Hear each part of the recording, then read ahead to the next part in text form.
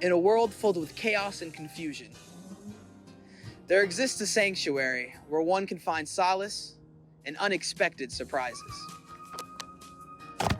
Here amidst the rustling, here among the rustling leaves and the gentle sway of branches, individuals from all walks of life gather together, drawn by one common desire. Well, sometimes it's hard to tell. Me and my buddy Rick here once saw a squirrel take a hot dog out of somebody's hand, and well, it was like a scene out of a comedy movie. You never quite know what you'll see here. Some people see dogs with sunglasses walking around the park, but I see everything I want to see. But you see, everyone, parks are more than just green spaces. They're like the ultimate reality TV show, with nature as the stars and humans, the audience.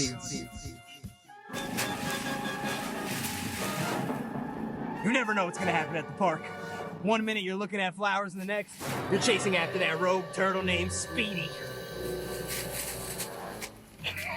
So the next time you find yourself in need of a good laugh or just a moment of absurdity, remember that nature's playground, it's always open and it'll never close. What's up, guys? It's Fooks, man. I make music. I've been taking some videos and pictures recently, hanging out with the guys, doing your occasional bar mitzvah and bat mitzvah parties. If you're interested in free pass to the best spa in town, you know where to find me. I'm here to spread peace and love. I love everybody. Hope y'all having a great Easter. What's one thing that 16-year-old you would be proud of yourself today? I think 16-year-old me would be proud of the fact that I've learned a lot about the things I'm passionate about, whether that be music or just friendship. Passionate about my friends. I want them to, become what they aspire to be. And, my circle's gotten smaller. I think that's something I learned right around when I was 16 or 17, that the ones that you keep close are important. And, in terms of what I'm passionate about for myself, music, for example, I've learned a whole lot, and there's plenty more to know. I'm just trying to do my best, make sure that people enjoy, make that makes other people happy, and hopefully it makes me happy along the way. That's all we could really ask for. Some peace, some love, some happiness. I think 16-year-old Fooks wouldn't see me the way I am now, because you can't really imagine yourself in the future. You only get a glimpse of what you are at the moment. Fooks is a guy who wants to learn, wants to do good by his people. I want to continue to make music, continue to make videos, do it with my friends, my family, bring everybody up. I just want love everywhere at all times. The world gets tricky and shit. We all got to do what we got to do. But in the end of the day, I want us all living our dreams out, getting the life we wanted, getting some fullness out of life, because shit could be real basic, real thin. I want our lives to be full of thickness. I'm trying to get music out soon. I'm trying to get it right, make some cool videos, entertain the people, be great. Just get shit done. Take over this world, because we deserve that. Who's Fooks? Who is Fooks? Who's Fooks? Who's Fooks? Who Fooks? Who's Fooks? Who's Fooks? Who's Fooks? Who's Fooks? Who's Fooks? Who's Fooks? Who's Fooks? Who's Fooks? Who Fooks? Who's Fooks? Who's Fooks? Who is Fooks? Who's Fooks? Who's Fooks? Who Fooks? Who's Fooks? Wait, that's me. I'm Fooks. When I first found this music, it was like this burning passion of like, oh my God, this is so fun.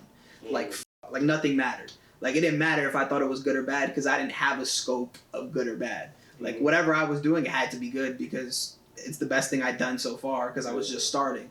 I didn't know shit about music. Like, me and my boy Jeremy, who started doing this shit together, like, we didn't know the realm of music. All we knew was, like, rap and shit that we listened to. So, like, we were just trying to emulate that and do our version of whatever that is. But we didn't know shit. We didn't know what a studio was. We didn't know what an engineer was. We didn't know, like, we knew nothing. Like, actually blank slate. But we knew we liked music. It kind of, music itself brought me closer to people and kind of brought me closer to myself. So, like, it's this weird touch and go thing with music where it's like, you're not gonna make something, and I'm still trying to learn this because I be having internal battles with the little thoughts in my head, but you're not gonna make something where it doesn't stem from somewhere. Like, no matter if it's something bullshit or you're really, really trying to make it good, or if it's like you're trying to make a specific song about something, everything you're doing, whether it's how you're sounding or why you're sounding that way or what lyrics you're using or what you're writing down, like, it's all coming from you. So it's a pro and a con sometimes. Like, if I'm feeling a vibe and I'm like I used to freestyle a lot. So if I was like kind of feeling the energy around me and like people are getting hype or like people are enjoying what I'm doing, I kind of feed off of it. And all of a sudden I'm doing 10 times better than I was 10 minutes ago. But at the same time, one thing I'm still kind of like, I guess, fighting with, I wouldn't really call it that, but something along those lines, is like being by myself, because I end up getting lost in my head, like very like kind of trapped. Like, I'll try to write something and I'll think, oh, okay, this sounds good. And then I'll start pushing forward on that thought or idea. And then all of a sudden, 10 seconds later, a voice in my head is like, nah, that's not good enough. And like my boy, like specifically my boy Ronnie, who's my engineer and like one of my best friends, kind of tries to instill this thought. And we literally talked about this yesterday, where at a certain point, you gotta just do. Like, at a certain point, you gotta just put it out. At a certain point, you gotta just be okay with yourself. Like, you're only gonna sound like what you sound like. Like, there's this weird feeling of like, I wanna catch up to my taste. Like, I like what I like to listen to. So I try to be good enough to where it's like, would I listen to this? Like, if I wasn't me, would I listen to this? Except you're never gonna catch up to your taste because your taste is always evolving. Some shit that you liked 2 months ago, you probably don't listen to it anymore. You listen to some completely different shit. So it's like, at a certain point, you gotta just start believing in yourself and trusting in yourself, and then the confidence comes with that. And then, you know, like, part of me knows, like, there is a talent there. Like, do I hate myself sometimes when I'm trying to make tunes? Absolutely. But there are those glimpses and those moments of like, yo, I'm better than anybody else. Like, I swear I'm better.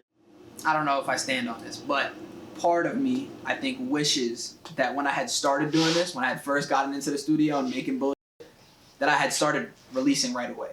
Because then I wouldn't feel this weird pressure of like, oh, like, what are people gonna think when like I've been locked in for 2-3 years and I give them something, what if they don't like it? Who the f*** cares? Yeah, exactly. They'll like it or they don't.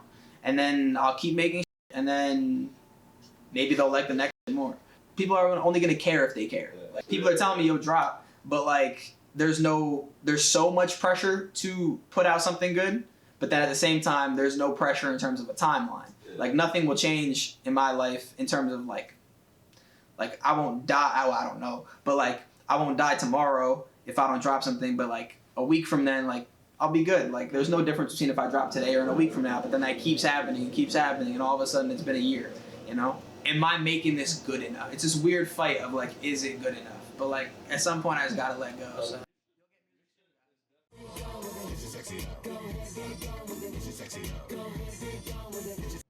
Where are we going? So Ronnie's, we're going to Ronnie's, we're gonna make tunes.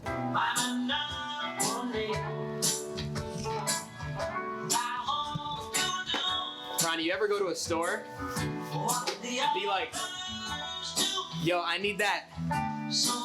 Like, where can I find that one grenade from Call of Duty? Like, where could I get it? And they're like, bro, you silly doofus. It's obviously in the frag aisle.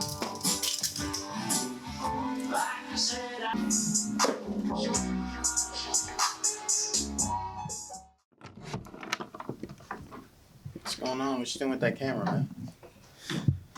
Welcome to the Humble Abode studio. Casa de la Rani. Casa de la Rani. And this is where the magic happens whenever we can. Been working with Fooks, cooking up some tunes, trying to make the most of what this beautiful man's voice can do, and we're getting there. We're gonna come out with some fire pretty soon. I know you're looking for it. I know you're waiting for it. Everybody's waiting for it. But he's about to pop out with something very special, and I think we're gonna nail something down today, or one of these days. We got a couple things we gotta nail down, but we're on it. These walls are burning and you put the fire. Ow! When you cry me, you cry me, you cry me, you cry me a river. So like I like that, but I don't really like the. You gotta yearn. Dude, that I'm telling you, like layers of fucking like crazy. But it can sound so outrageous. It's gonna sound amazing. Right. But it's the I need the this and the that to put up enough pain, especially the first one, because it's like no one's gonna wait for the fucking rah if the beginning of it is just like No, it's gonna be fine though, because it's not even long enough for someone to get bored. Yes, it's four bars. Yeah, so. But I don't like these 4 bars. They don't do what I want them to do. You know what I mean? The flow doesn't. You're talking about My head is no, hurting. it's fine. It's fine. Okay. Are you talking the flow? The Just bars are focus. fine. So then what's the problem? The flow is really not that bad that it's like, oh, you're not. My gonna- head is hurting, these voices talking loud. My bed is yearning when your body ain't around. Your tears returning when I try and make a sound. These walls are burning and I put the fire. It's fine. Alright, let's try it. Yo. Hey Ronnie. Nothing. You ready? Out so. My head is hurting from these voices talking loud. My head is yearning when your body ain't around. Them tears returning when I try and make a sound. Put the fire. Ow! When you cry when you cry me a river. When you cry me, you cry me, you cry me, you cry me.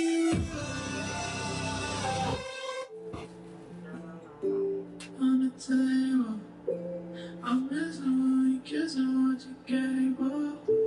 The feeling that we understand. Oh, found fear inside potential, so I burn it. There we go. I had to give it more roundedness. My name is Ronnie. I'm an engineer, I'm an artist, producer. I'm a jack of many trades, you could say. Okay, so the first time I think I actually met Fooks was in a studio session back at the Steam Room in Brooklyn. Why do I believe in him? Because I know he has dreams and aspirations that I believe he can achieve. I see it in him. He just has to believe in himself more, but I know he wants it. And I'm addicted to people who try. Why do you think he hasn't released anything yet? I think he's trying to achieve his taste, like a lot of artists. And it can kind of pigeonhole you into not dropping the things that you need to drop, the things that are you. He's afraid. He's afraid that he's not going to live up to what he wants to live up to. But he's really not going to live up to if he never drops. How would it make you feel if he put out his music and it ended up being successful? That's what would happen. So how would it make me feel? It would kind of be like an I told you so moment. I'm more excited for him to get the ball rolling because that's when the excitement really starts. So when you see the fruits of your labor, like when you finally see that people are messing with it, that's when it's really going to be a lot of fun. If you can describe Fooks in 3 words, what would they be and why? Analytical, determined, punny. He can't go without giving a pun, like ever. I feel like we can consider that I'm really good at this. I think I'm doing better than just about anybody else at this activity. Some people would even call me a lift master. He just needs to. It just doesn't translate into his music. Like, he's so much better at coming up with double entendres just to be funny than to actually make music. What do you think Fooks' lyrics say about him personally? He talks about a lot of stuff. He doesn't stick to one topic. I think he tries to come from a perspective of someone that's been through a couple of things and that also wants to talk their shit a little bit. I think he could go deeper, to be honest. That's one thing I always try and tell him is, like, really dig. really dig. So I think as far as his lyrics, and I think that's one thing that will get him to drop too, once he feels like this is something that is really coming from a place that is too deep to access every day. Leave him a special note. When you drop, it's gonna work. Nah, it's gonna work. Bro's got like stacks of music. But yeah, there's a bunch of stuff in here that I think's really good. There's one I really like, but he's never gonna drop. Where is it? I think this song is so cute. What you think of me?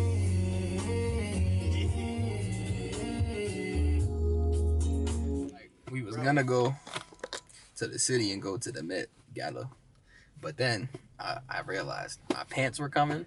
Shout out USPS, you know, they're gonna bring the pants. They're gonna bring the pants in before we leave. I'm gonna get those pants. They're gonna fit. Because if they don't fit, they're gonna fit. And I'm gonna get the pants, and it's gonna be worth it. And you'll see, it's gonna be worth it. The transition, like, look, right now I'm wearing these pants, and then boom, now I'm wearing the other pants. But like I'm gonna have to do that. I'm gonna have to do it again when I'm actually wearing the pants. Like right now, I'm still wearing my pants. Well, they're gonna be my pants. Waiting for these pants all day, right? And we were leaving the house. Mission failed. USPS did not show up. We leave the house. We're on our way to the bus, and we see the lady from the post office. She's walking with mail. She doesn't look like she has packages. So I walk up. I'm like, "Excuse me, ma'am. We're about to go on the bus, but like, by any chance, do you have packages for that house right there?" She goes, "Actually, yes, I do." And I'm like, "No way." I'm like, "Is it a package?" She's like, "Yeah." She looks at it. She's like, "What's the name?" I'm like, "Daniel." She's like, "Oh my God, yeah, this is it." She had the pants, and then we almost missed the bus, but the sweet bus driver lady stopped, past the bus stop to let us on. But pants acquired. I'm still wearing the wrong pants, but we'll switch in. All right, so we landed in New York, and as soon as we got to the station, we were like, let's check, the fastest way to get there. And we realized, no one wanted to tell us, but it's closed. Wednesdays, every Wednesday, closed. So that's off the schedule. We then decided between MoMA and the Whitney, and we flipped the coin. MoMA won, so we're on our way to MoMA now, because the Met is closed on Wednesdays, which we didn't know. Today's Wednesday, for anyone who was wondering. The only one day of the week that they are not available for any hours are Wednesdays. But we never give up. We're going to the MoMA now. Let's play a game. What pants do I have on? Bro, what do you mean you don't got pants on? I don't got pants on. You don't got legs. Where are my legs? Where are my legs? You're- We made it to the museum. We got to the MoMA. You guys won't believe it. Guess what's finally on my body? Stand up, stand up.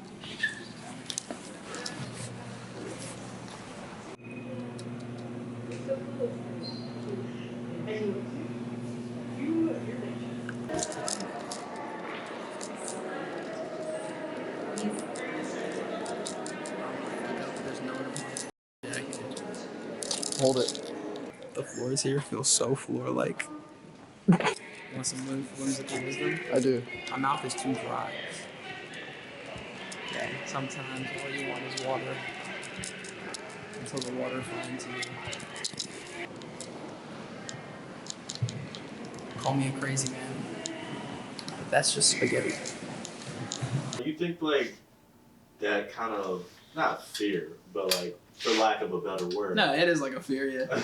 Where does it stem from, bro? It's like this weird, I guess, unsureness of myself. And also just, we all be on our phones, we see where we're at, in society. And it's this weird, I feel like I'm so much better than so many people that are getting credit for this. And then at the same time, I feel like I'm not nearly as good or caught up to so many people who are getting credit for it or not getting credit for it. So it's especially now, music is so saturated. Everything is oversaturated. Mm-hmm. Any creative field right now, look at it 5-6 years ago, this is not what this was looking like. And it's a pro and a con because we're developing way faster. Because it opens the door for more opportunity, but it also opens the door to people that I don't want to say don't deserve it, but people that don't really care. You have artists and people blowing up who could care, who could give the slightest about them as an artist or music in general. They just want that 10 seconds of fame shit where it's oh, I blew up on TikTok. Yeah. Everybody look I'm famous now. Mm-hmm. but they could give two fucks about the actual art of music, like Yeah. which I kind of, I don't want to say I hate it because like then I'm a piece of shit, but like something in me like it kind of burns because it's like I'm around so many people that love this shit, like would give anything for this shit. And some people just kind of, I guess, you know. You know, it's funny because like he was saying earlier, you're like you don't really open up for real, and like you got these little moments where like you downplay shit sometimes. So like even right now, like I'm looking at it, and then I'll just catch these little moments of like, oh, that's who Fooks is. That's the real Fooks. He just has these like little burns of like passion. Yeah, that, you know, but it's this, that's kind of, it's a theme, bro. Like it's really a theme. Like it's those burns of passion that I chase within myself. Like I'll sit down for 2 hours, try to force myself to make music, and I won't be feeling it. Yeah. But there's those 5-10 minutes of me with my boy just having the best time of our lives where I feel like I'm elated. Like I'm having this fucking like spiritual, like holy, like I'm so good. And I'm just trying to chase that. I'm trying to have that consistently. I'm trying to always be there. It ain't even about like, oh, I got this personal shit, I don't want to put it out. It's just like, nah, I gotta like make this shit beautiful, put it out, all that. But like, you recognize now that like I'm on this journey, I gotta document this shit. So yo, it's time to shit on him, bro. Yeah, that's like I was telling Sammy, like when we first, I guess, like spoke about kind of getting the locked in with doing this, like, all right, let's start filming in January. Let's actually film every single, like as many days of the week as we can. Let's do something productive, film something, or go to the studio or do something. And it helps because it's like as you're going through this motion of, yo, like I kind of have somebody else to kind of keep me on track. Like Sammy might not want to record something today, but I do.